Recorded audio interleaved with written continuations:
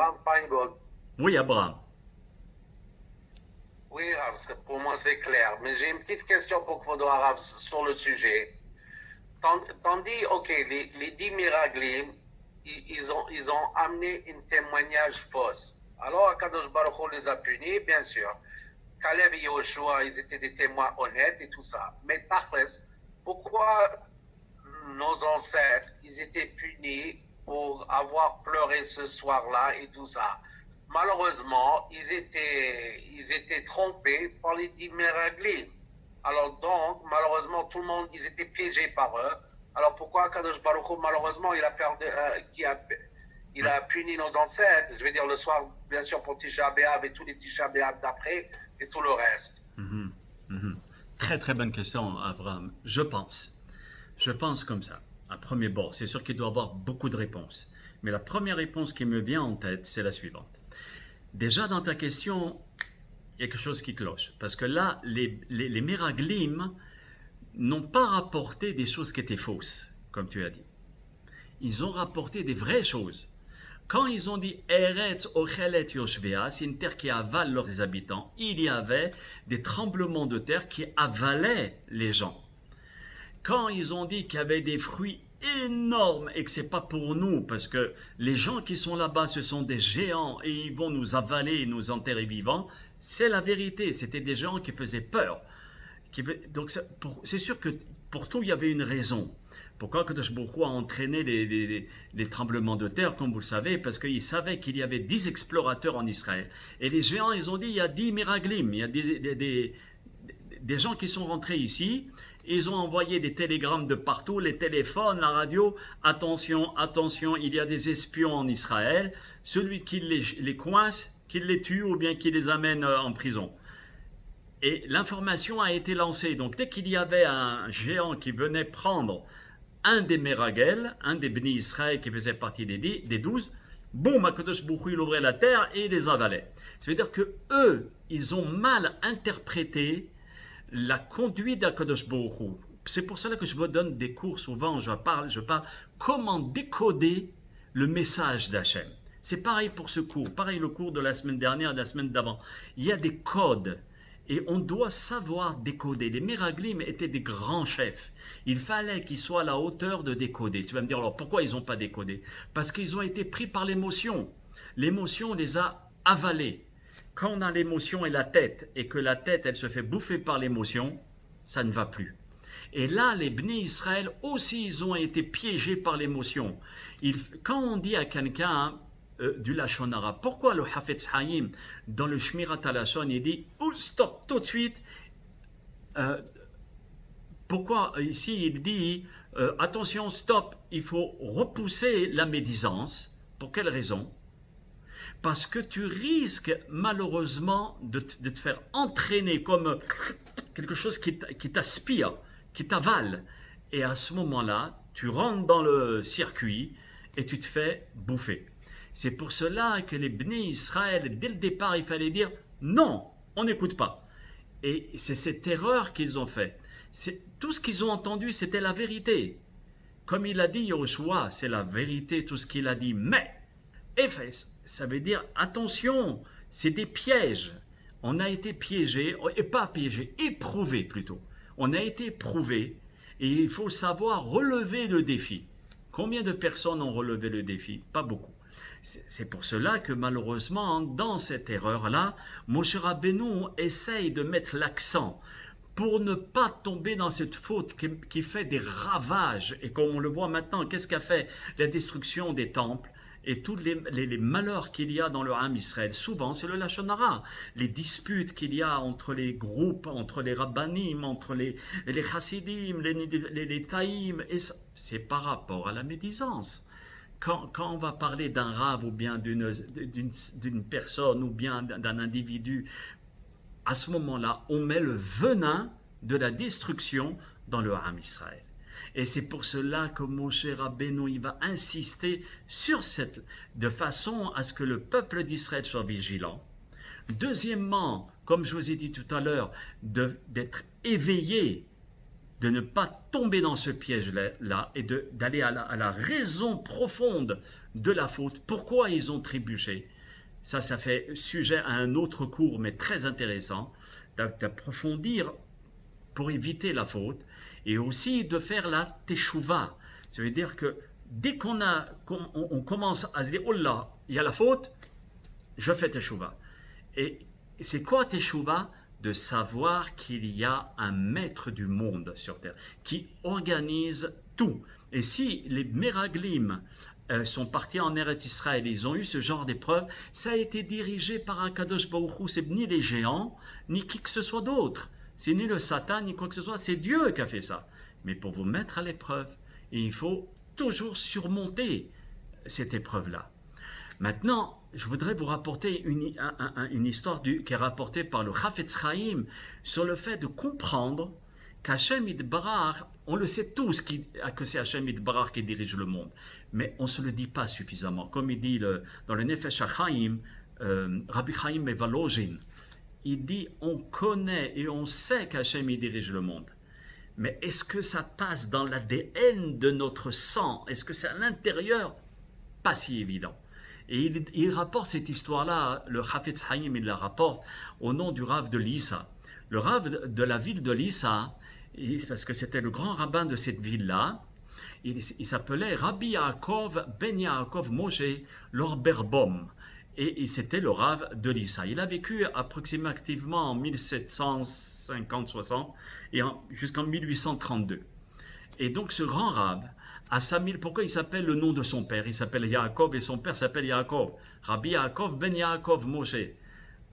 Comment ça se fait? Parce que le jour de sa Mila, son père, il était préoccupé par un passage de la Gemara. C'est ce que j'avais lu dans un des Sfarim. Il faudrait que je le retrouve. Je ne l'ai pas retrouvé avant le cours, sinon je vous aurais donné la référence. Et il était préoccupé par un passage de la Gemara. Et quand on a demandé, vous savez, au moment où on a coupé la Mila, etc., on fait le Kiddush, et on demande le Shem, le prénom du garçon, comment il va s'appeler. Et lui, il a cru, le père, il a cru qu'on l'appelait. Alors à ce moment-là, il a dit Yaakov. Et c'est pour cela qu'on a appelé son fils Yaakov. Mais passons. Ça, c'était pour expliquer pourquoi il s'appelle Yaakov Ben Yaakov. Et lui, Rabbi Yaakov Melissa, il avait l'habitude de voyager de ville en ville afin d'encourager les bénis Israël à l'accomplissement des mitzvot. Baruch Hashem, il y a des rabbanim comme ça qui prennent sur eux la galoute, parce qu'ils dorment dans des endroits où c'est difficile, manger l'eau c'est difficile, pour aider le Ham Israël. Et il donnait des cours et il expliquait aux bénis Israël le devoir de chacun d'entre nous. Et un jour, le Rav, il rencontre un homme très riche et un petit peu hautain et un petit peu prétentieux. Et cet homme, il était en train d'argumenter avec arrogance avec le Rav. Il dit, tu m'excuses Rabbi, mais c'est inadmissible ce que tu es en train de me dire. Moi, si je suis devenu riche, toute ma richesse provient de mon intelligence et parce que je suis malin et tout ce que et je, avec un gros J. Le Rav, il essaie de lui expliquer, etc. Et l'autre, il continue. Et il prétend, ce n'est pas Hachem, et il disait, c'est pas Hachem qui m'a donné la fortune. Mais c'est moi, par le flair que je peux avoir, l'intelligence, je sais qui j'ai en face de moi. Tu crois qu'il faut être bête pour être dans le business? Au contraire. Et il commence à rentrer dans le Rav. Il ne lui laisse pas la chance de répondre. Il essaye, le Rav, de lui expliquer, attention, un peu d'humilité, il y a un boss, etc. Le Rav, malgré tout, il était stupéfait d'entendre de telles paroles. Et il essaye de parler à cet homme. Rien à faire. Cet homme, il te dit, c'est pas Hachem qui décide tout. Point. Il n'y a pas à la ligne, c'est comme ça. Bon, à ce moment-là, il y a le Rav qui lui avait l'habitude d'aller de ville en ville, Baruch Hashem, il re-rentre à Lissa. Vous savez que le Rav, il s'occupait pas seulement du Beth Midrash et d'enseigner, il s'occupait aussi des pauvres, des enfants maltraités, de tout ce qui est social, pas seulement ce qui est religieux. Et 8 mois après qu'il soit rentré dans la ville de Lissa, il alla visiter les choses qu'il faisait pour aider le Ham Israël à manger, à dormir, etc. Donc il rencontre les personnes responsables de ces institutions-là, et les responsables marchent avec le Rav lorsqu'ils vont voir voilà, là où ils dorment, c'est propre, le Rav il regarde si c'était propre, si c'était bien, etc. Et lorsque le Rav il arrive avec cette équipe, là où on distribue la nourriture, on dirait la soupe populaire, il est très surpris. Qui il voit là-bas? Cet homme en question qui était à l'époque un homme très très très riche et que cet homme avait débattu avec le Rav avec effronterie, avec orgueil, etc. Oh, le Rav il est choqué, il lui dit mais avec gentillesse il le prend de côté, il lui dit qu'est-ce qui se passe? Comment ça se fait que vous êtes là? Et donc cet homme-là lui raconte son histoire avec des pleurs. Il lui dit Rabbi, 5 mois après que je les ai rencontrés, je suis rentré dans une panade, dans une galère pas possible. Parce que parmi tous mes biens, j'ai des terrains de tous les côtés, j'avais des terrains. Et parmi tous mes biens, j'avais des moulins, plein de moulins, qui étaient vers une rivière. Et près de cette rivière, il y avait un pont en bois. Les soldats sont passés sur ce pont. Et l'un des chevaux a glissé de ce pont parce qu'il avait une anomalie et il est tombé dans la rivière. Et on ne sait pas s'il est vivant ou il est mort, on ne sait pas. Le capitaine a été très très furieux. Comment un de mes soldats qui était important, etc. Il a cherché un coupable. Et notre homme riche, il raconte au Rabbi Yaakov Melissa, il lui dit rien de plus simple pour désigner un coupable. Mes moulins étaient pas loin malheureusement, de ce pont-là. Donc ils m'ont directement accusé. Et ils sont partis me chercher pour me juger. Mina Shamaim, que j'avais des amis un peu partout, ils sont vite venus me prévenir que ma vie était en danger et qu'ils viennent me prendre, c'est pas seulement me juger. L'affaire, elle était déjà classée. Vous savez, les jugements de l'époque, Hachem Ishmor. Donc, je suis rentré chez moi en vitesse et j'ai pris dans mon coffre un sac plein d'argent et je me suis enfui. Et j'ai galéré, ça fait 3 mois que je galère, à droite, à gauche. Alors le Rav lui dit, mais pourquoi tu as galéré et pourquoi je te retrouve ici, là où on distribue la nourriture? Il dit, Rabbi, regardez ce qui s'est passé. Il dit, dans ma précipitation, quand je suis rentré à la maison, j'étais tellement angoissé et j'avais tellement peur, je me suis trompé. Et j'ai pris à la place de l'argent, j'ai pris un sac où il contenait tous les papiers de dette. Okay, les redevances, ce que je devais payer, etc. Et quand j'ai ouvert le sac, je me suis dit, oh, il va, je suis perdu. Mais qui a organisé tout ça, le riche, il dit? Hachem Itbarach, il était en train de me faire comprendre qu'il y a un boss sur terre. Et malgré tous les terrains qui m'appartiennent, les maisons qui m'appartenaient, les gens qui travaillaient pour moi, j'ai commencé à comprendre ce que vous m'aviez dit. Et quand j'ai vu que j'étais perdu, là vraiment, Rabbi, je ne sais plus comment faire, parce qu'on me recherche et on veut me mettre en prison, pas seulement pour rester en prison, mais pour me pendre. Le Rav, il l'arrête tout de suite, il dit non, Haz v'shalom, tu n'es pas perdu. Tu as fait une erreur en pensant que c'était toi le maître du monde ou le maître de ta fortune. Et Hachem, Baruch Hachem, tu as eu le privilège, comme on a dit la semaine dernière, que c'est une chance quand Hachem nous réveille. Parce que parfois on peut rester pendant toute notre vie de cette manière, et quand on arrive là-haut, on a des sacrées surprises. Voyez, à 120 ans. Donc, il t'a fait comprendre que tous les biens que tu avais, c'était grâce à lui. Maintenant, moi je te conseille une chose. Le Rav lui dit, fais tes chouvas. Comprends qu'il y a un maître du monde qui organise tout. Et l'autre me dit, mais oui, Rabbi, j'ai conscientisé tout ça. Je fais vraiment tout ça. J'ai compris mon erreur. Et il avoua vraiment la bêtise qu'il avait dit, pensant que c'était lui le maître du monde. Et vraiment, il dit, Rabbi, j'ai confiance en Hachem, mais je veux quand même retrouver tout ce que j'avais eu. C'est grave tout ce qui se passe maintenant. Le Rav de lui ça, il lui dit, te fais pas de soucis, on va t'aider, Be'ezrat Hachem Itbarach. Et le Rav de Lissa a pris cet homme qui était très très riche et il l'a pris chez lui à la maison, nourri, logé, blanchi, etc. Et il s'est pas dit, écoutez bien, il s'est pas dit comment cet homme-là, il m'a contré devant tout le monde et il m'a abaissé devant tout le monde. Donc moi, je suis très content. Au contraire, un leader, un chef, un Rav qui a un cœur pour le Ham Israël et qui souffre quand le peuple d'Israël souffre, voilà comment il se conduit. Il le prend chez lui, il lui donne à manger, à boire, et regardez ce qu'il va faire. Il va utiliser toute son influence auprès des autorités pour démontrer l'innocence de cet homme. Et Baruch Hashem, il l'a réussi. Et contre toute attente, Baruch Hashem, cet homme a été disculpé. Je dis contre toute attente parce que à l'époque, c'était très très très difficile pour disculper une personne qu'on voulait absolument condamner. Et là, il a compris que toute la richesse, c'est que c'était Hachem. Et là, Hachem lui a redonné cette richesse parce qu'il a compris son erreur. Et c'est ça, si vous voulez, dans toute la vie. Quand on a une épreuve, Hachem nous met dans cette épreuve afin qu'on puisse comprendre. Quand on a compris, super. Tant qu'on n'a pas compris, odob, ça continue, ça continue. Donc, pour revenir à notre paracha, mes chers amis, maintenant, on peut comparer la réprimande à un traitement de médical.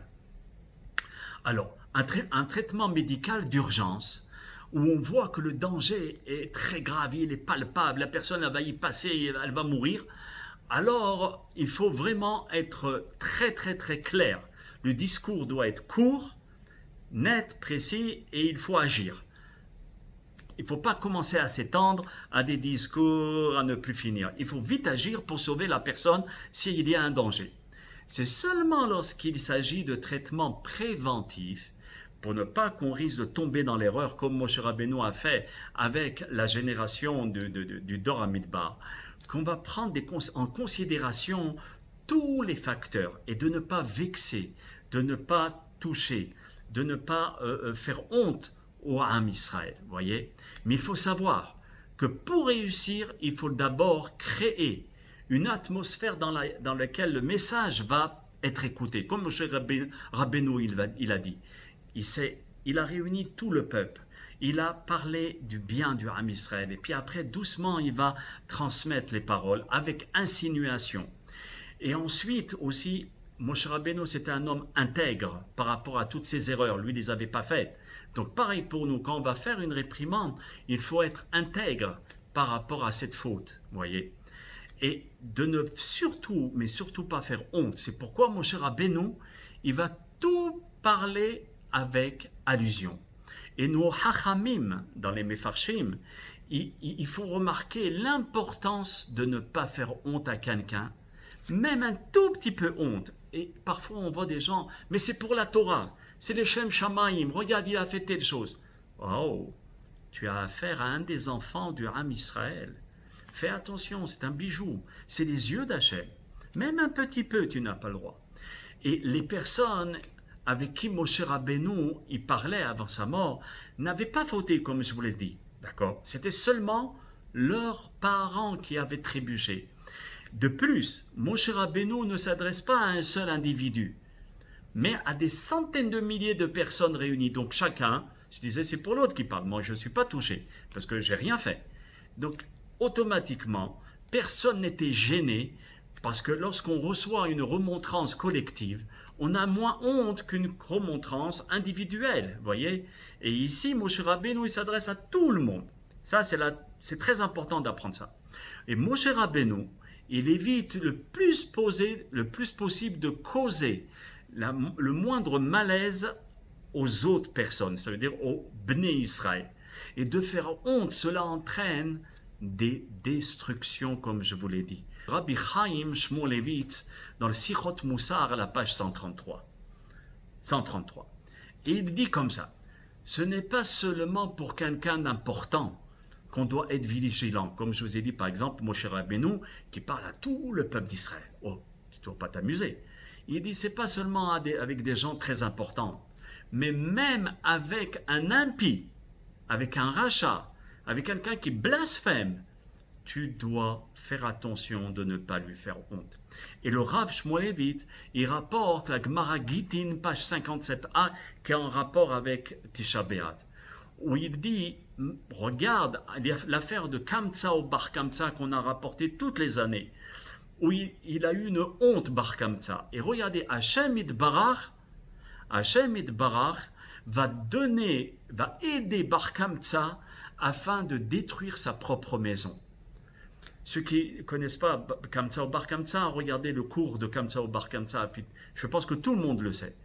Rabbi Elazar, c'est lui qui fait remarquer la force de la honte et qui dit qu'Hachem, il va aider Bar Kamtsa de détruire sa propre maison parce qu'on a fait honte à Bar Kamtsa. Et Hachem ne tolère pas la honte qu'on fait à quelqu'un d'autre, même si on a raison. Et le temple a été détruit par rapport à une seule personne. C'est incroyable ce que nous dit le Rav Shmulevitz. De même, regardez dans la Torah qu'on a lue il y a 2-3 semaines. La naisse de Bil'am, elle commence à parler et à dire à Bil'am, qu'est-ce que ça veut dire ces façons, pourquoi tu me frappes? Tu ne vois pas l'ange qui est en train de nous empêcher de marcher? Et donc, indirectement, il lui dit, mais qu'est-ce que tu es prophète, toi? Tu ne vois même pas ton ânesse qui, elle, a vu l'ange et toi, tu ne vois pas l'ange. Et encore d'autres reproches. Bil'am a eu très honte devant tout le monde comme ça. Qu'est-ce qu'a fait Dieu? Pour un rachat, eh ben, il a tué l'ânesse.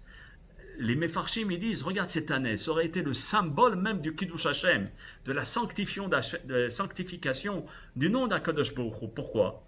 Parce que les gens, ils auraient dit, tu sais, cette ânesse, elle a parlé à Bil'am et lui a dit, je te dis pas. Pourquoi? Pour ne pas qu'il ait honte. Un rachat, un impie comme Bil'am qui voulait maudire le peuple d'Israël. La Gemara Brachot, il rapporte un troisième exemple. La Gemara Brachot 27b, et nous dit comme ça. Tanu Rabbanan, nos sages nous enseignent. Ma'aseh betalmid ehad, il y a eu un élève, Sheba lifnei Rabbi Yoshua, qui est venu devant un grand maître qui s'appelait Rabbi Yoshua. Les Mefarshim, ils disent qui était cet élève? C'était Rabbi Shimon Bar Yochai qui a posé cette question. Et il dit comme ça. Amarlo, Tefilat Arvit, Reshut ou Chova, la prière du soir, est-ce qu'elle est obligatoire ou pas, ou facultative? Parce qu'il y avait une discussion. Rabbi Yoshua, il dit Reshut, elle est facultative. Ce même garçon, il va devant Rabban Gamliel, qui était le prince d'Israël, c'était lui le chef du tribunal rabbinique. Et il lui pose la même question. Mais Rabban Gamliel lui donne le contraire. Il dit Arvit, c'est obligé. Ah bon, c'est obligé? Alors le jeune homme qui était jeune, il dit mais Rabbi Yoshua, il a dit le contraire. Alors Rabban Gamliel, il dit demain on verra cette affaire, on va voir qu'est-ce qui se passe. Le lendemain, Rabban Gamliel, qui était le chef du tribunal rabbinique, il dit aux jeunes, pose ta question. Il pose la question, Rabban Gamliel y répond en disant, c'est obligé la tefila de Arvit du soir, contrairement à ce que les gens pensent. Et il dit, est-ce qu'il y a une objection? Et il s'adresse à Rabbi Yoshua. Il dit, j'ai entendu que tu m'as objecté. Et donc, Rabbi Yoshua essaie de se défendre, etc. Rien à faire. Et à ce moment-là, Rabban Gamliel, en quelque sorte, rabaisse Rabbi Yoshua en le faisant lever. Il dit, lève-toi sur tes pieds, et il commence vraiment à le laisser debout. Pendant tout le moment du cours, il le laisse debout, et Rabban Gamliel, il était assis. Et Rabbi Yoshua, comme ça, debout, il a honte, à tel point qu'il y avait chutzpit à Turgeman. Vous savez, avant, quand le Rav il parlait, et puis il y avait quelqu'un qui expliquait les paroles du Rav, pour pas qu'elles soient mal comprises. Et il s'appelait chutzpit, le traducteur et celui qui expliquait. Tous les rabbanim qui étaient présents, ils ont dit à chutzpit, stop, arrête de traduire, ça suffit, ou bien d'expliquer. Là, on est en train de voir une abomination, où on voit Rabbi Yoshua en train d'avoir honte. Et personne ne bouge. Et ils ont fait la première évolution. Ils voulaient remplacer Rabban Gamliel. Comme vous connaissez toute cette histoire, qu'ils ont voulu mettre Rabbi Akiva comme le chef du tribunal rabbinique, mais Rabbi Akiva n'avait pas le zchut avot, le mérite de ses parents parce que c'était un converti. Après, ils ont voulu mettre Rabbi Yoshua, ils ont dit non, Rabbi Yoshua, on ne peut pas. Le Meiri, il dit, pourquoi on ne peut pas mettre Rabbi Yoshua? Parce que tu vas faire une honte à Rabban Gamliel. Et même si Rabban Gamliel avait tort de faire ainsi, mais en lui mettant son rival, c'est comme si tu lui donnes une gifle électronique en public.